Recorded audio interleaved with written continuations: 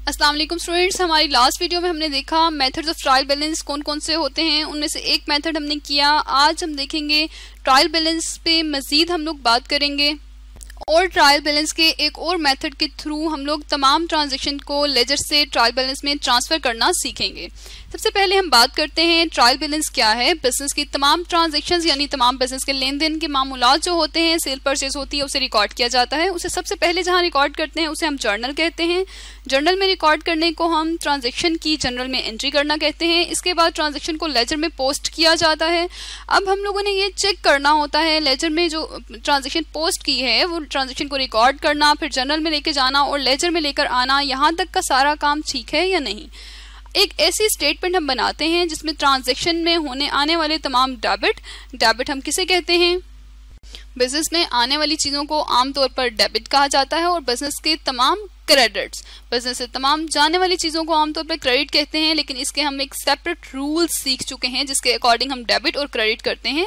अगर तमाम डेबिट और तमाम क्रेडिट्स उनकी अमाउंट, डेबिट की अमाउंट लेट्स सपोज अगर 5000 है तो क्रेडिट की अमाउंट भी टोटल ट्रांजैक्शन की 5000 होनी चाहिए। अगर डेबिट और क्रेडिट बराबर हो जाते हैं इसका मतलब है हमारा तमाम काम जो रिकॉर्डिंग इससे पहले हुई है वो एक्यूरेट है। उसकी एक्यूरेसी को चेक करने के लिए हम लोग ट्रायल बैलेंस बनाते हैं और ट्रायल बैलेंस को बनाने के 3 तरीके हैं जिनमें से एक हमने पिछली वीडियो में सीखा और आज हम दूसरा तरीका सीखेंगे। अगर ये तमाम डेबिट और तमाम क्रेडिट का जो बैलेंस है बराबर ना आए इसका मतलब है हमने जो रिकॉर्डिंग की हुई है ट्रांजैक्शन की अपने जर्नल में या लेजर में तो इससे हमारी रिकॉर्डिंग करते हुए कोई मिस्टेक हुई है या एंट्री हमने ठीक रिकॉर्ड नहीं की, तो उसको फिर हम बाद में ठीक करते हैं ट्रायल बैलेंस को चेक करने के बाद। हमारे पास 3 मेथड्स हैं ट्रायल बैलेंस को रिकॉर्ड करने के, ट्रायल बैलेंस में अपने तमाम लेजर को ट्रांसफ़र करने के। टोटल ट्रायल बैलेंस को हम अपनी लास्ट वीडियो में सीख चुके हैं। आज हम देखेंगे बैलेंस ट्रायल बैलेंस के मुताबिक हम लोग किस तरह से अपने लेजर के बैलेंसेस को बैलेंस ट्रायल बैलेंस में लेकर जाते हैं। सबसे पहले जब ट्रांजैक्शन होती है उसे जर्नल में रिकॉर्ड किया जाता है। हम लोग देख लेते हैं हमारे बिजनेस की एक ट्रांजैक्शन हुई, हमने फर्नीचर परचेज किया है। जब हमने फर्नीचर परचेज किया है उसे हमने रिकॉर्ड करना है। उसे हम सबसे पहले रिकॉर्ड कहाँ करेंगे, हम जर्नल में रिकॉर्ड करेंगे।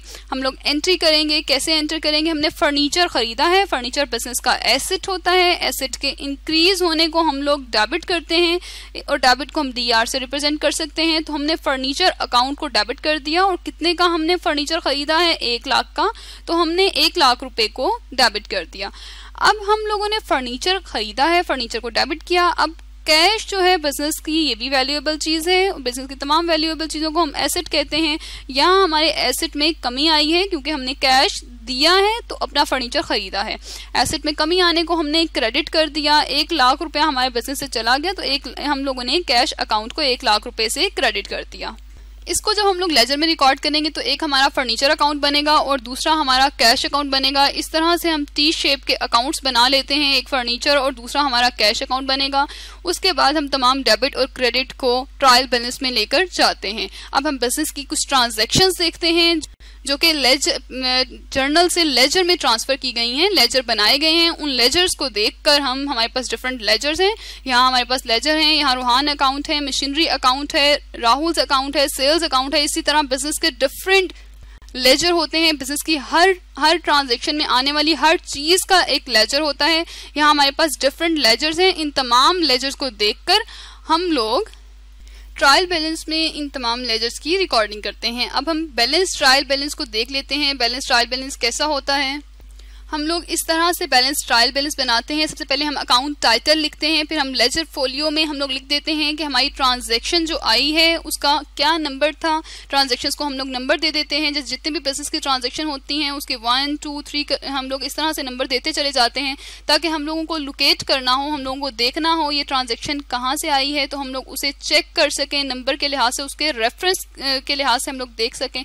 उसे हम लोग अपना यहाँ ट्रांजैक्शन हम लोग लिख लेते हैं और उसको हम अपना लेजर फोलियो कहते हैं। उसी को फिर आगे हम लोग ट्रांजैक्शन के नंबर को जर्नल ट्रांजैक्शन को रिकॉर्ड जनरल में किया जाता है और जनरल में नंबर्स देते हैं और फिर उन्हीं नंबर्स के अकॉर्डिंग हम लोग लेजर में ट्रांसफ़र करते हैं और उन्हीं नंबर्स के अकॉर्डिंग हम लोग अपने ट्रायल बैलेंस में रिकॉर्डिंग करते हैं। यहाँ पे इसी तरह हम लोग लेजर फोलियो नंबर्स दे देंगे। यहाँ पे नंबर मेंशन नहीं है तो इसलिए हमने नंबर नहीं लिखे। इसके बाद डेबिट जो चीज़ें हो रही हैं उसे हमने डेबिट पे लिखना है और क्रेडिट जो हो रहा है उसे हमने क्रेडिट पे लिखना है। अब इसमें और टोटल ट्रायल बैलेंस में क्या डिफरेंस है वो हम लोग लेजर को देखते हैं और फिर उसे समझते हैं। ये है हमारे पास राहुल्स कैपिटल अकाउंट, यानी लेजर हमने राहुल के कैपिटल का बनाया है। राहुल ने बिजनेस में पैसे इन्वेस्ट किए हैं यानी कैपिटल लगाया है, तो हमने उसका यहाँ पे लेजर बना लिया। ये पहले ट्रांजैक्शन हुई होगी, फिर उससे हमारा ये लेजर बना। अब यहाँ पे क्या चीज़ें हैं वो हम लोग देख लेते हैं। यहाँ पे हम लोगों ने डेट लिख दी है, जिस डेट को ये कैपिटल बिजनेस में राहुल ने इन्वेस्ट किया है। पर्टिकुलर्स में हमने लिख दिया बैलेंस ब्रॉट डाउन, यानी पिछले ईयर से जो इस साल बैलेंस आया वो बैलेंस कितना है, वो 40,000 बैलेंस था। और कैश इस साल जो इन्वेस्ट किया वो है 20,000 रुपीज़। ये टोटल मिलाकर हो गया 60,000। अब हम लोग देख लेते हैं डेबिट पे क्या है। डेबिट पे हमारे पास कोई बैलेंस नहीं था, इसी बैलेंस को हमने अपने डेबिट पे ट्रांसफर किया ताकि हम लोग अपने लेजर के को बराबर कर सकें। तो 60,000 हमने यहाँ लिख दिया और 60,000 हमारे पास यहाँ आ गया। अब ये जो डिफरेंस आया है, यहाँ डेबिट पे कुछ नहीं था, क्रेडिट पे हमारे पास 60,000 रुपीज़ कैपिटल था। अब जो ये डिफरेंस आया है वो क्रेडिट साइड के बड़े होने की वजह से, क्रेडिट साइड पे अमाउंट के ज़्यादा होने की वजह से आया है। तो इस डिफरेंस को हम, ये जो हमारे पास अमाउंट आई है, इसे हम लोग अपना क्रेडिट बैलेंस कहते हैं। और यहाँ ये बैलेंस यहाँ पे हम लोगों ने लिख दिया और ये अगले साल की 2005 दिसंबर 31 पे ये बैलेंस है और ये अगले साल के क्रेडिट कैपिटल में ट्रांसफ़र हो जाएगा। बैलेंस ब्रॉट डाउन अगले साल बैलेंस में को लेके जाने को कहते हैं। तो हमने यहाँ लिख दिया 60,000 रुपीज़ हमारे पास बैलेंस ब्रॉट डाउन है। इस मेथड में और टोटल ट्रायल बैलेंस में डिफरेंस ये है, हम बैलेंस ट्रायल बैलेंस में एक नेट अमाउंट लेके जाते हैं, हम नेट बैलेंस लेके जाते हैं। लेट सपोज अगर यहाँ पे हमारा बैलेंस 1 लाख होता और इसके अलावा यहाँ पे हमारा बैलेंस 1,20,000 रुपये होता, तो हम लोग यहाँ डिफरेंस लेते हैं। डिफरेंस लेके 20,000 का जो हमारा डिफरेंस आता, इस डिफरेंस को हम लोग, अगर ये क्रेडिट साइड पे बैलेंस ज़्यादा है तो ये हमारा डिफरेंस होता, क्रेडिट बैलेंस होता। तो हम लोग कैपिटल में क्रेडिट करते थे 20,000 रुपीज़। अब इसी तरह से हम लोग अगला अकाउंट देख लेते हैं। मशीनरी अकाउंट को हम देखते हैं और इसके बाद हम लोग इन तमाम लेजर की ट्रांसफ़र जो है वो देखेंगे अपने ट्रायल बैलेंस में, अपने बैलेंस ट्रायल बैलेंस में। यहाँ पे हमारे पास मशीनरी अकाउंट है। मशीनरी अकाउंट का बैलेंस ब्रॉट डाउन है, मतलब पिछले साल से जो 2005 दिसंबर 31 पे जो मशीनरी हमारी पड़ी हुई है वो 20,000 की मशीनरी हमारे पास पड़ी हुई है। अब हमने देखा इस मशीनरी की वैल्यू में कमी आ जाने को डेप्रिसिएशन कहते हैं। जो इस साल डेप्रिसिएशन आई थी वो 3,000 थी। इसका मतलब है मशीनरी 20,000 की थी, 3,000 की डेप्रिसिएशन आई, तो इसका मतलब है जो बैलेंस मशीनरी का रह गया वो 17,000 रह गया। इस बैलेंस को हम अगले साल में ट्रांसफर कर देते हैं, जिसे हम अपना बैलेंस ब्रॉट डाउन कहते हैं अगले साल के लिए।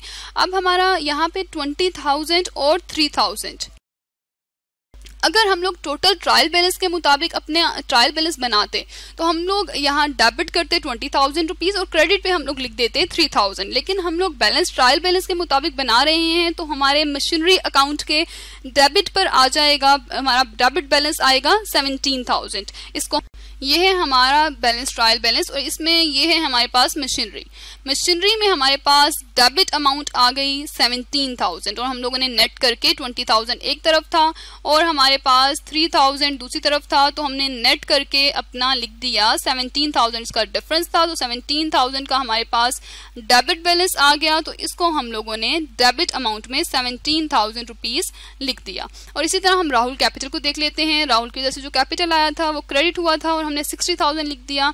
इसी तरह बाकी तमाम जो हमारे पास लेजर्स हैं, इन तमाम लेजर्स को हम लोगों ने रिकॉर्ड किया अपने बैलेंस ट्रायल बैलेंस में।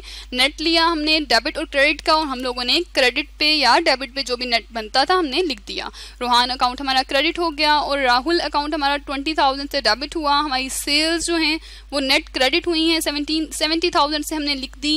इसके बाद कैश हमारा 43,000 से नेट डेबिट हुआ और फिर वेजेस, डेप्रिसिएशन और परचेजेस को हमने इसी तरह से रिकॉर्ड कर लिया। और हमने देखा बैलेंस ट्रायल बैलेंस के मुताबिक जब हम लोग ट्रायल बैलेंस बनाते हैं तो हम लोग डेबिट और क्रेडिट का जो नेट इफेक्ट होता है, अगर वो डेबिट होता है तो डेबिट साइड पे लिख देते हैं, अगर वो क्रेडिट होता है तो क्रेडिट साइड पे उसे हम लिख देते हैं। और जब हम टोटल ट्रायल बैलेंस के मुताबिक बनाते हैं, जो कि हमने अपनी पिछली वीडियो में सीखा, उसमें हमारे पास जो डेबिट होता है और जो क्रेडिट होता है, हम तमाम डेबिट को और तमाम क्रेडिट को लिखते चले जाते हैं। ट्रायल बैलेंस असल में एक्यूरेसी जानने के लिए बनाया जाता है। अगर हम लोग यहाँ टोटल बैलेंस लिखते चले जाएंगे तो बैलेंस डिफरेंट आएगा, और इस तरह अगर हम लोग नेट अमाउंट लिखेंगे, नेट डेबिट या नेट क्रेडिट लिखेंगे, तो हमारे पास बैलेंस डिफरेंट आएगा। बैलेंस हमारे पास जो भी आएगा, अगर डेबिट साइड या डेबिट अमाउंट क्रेडिट अमाउंट के बराबर होती है तो इसका मतलब है हमारे अकाउंट्स को ठीक तरह से मेंटेन किया गया है और अकाउंट के मेंटेन करने में कोई गलती या एरर नहीं है।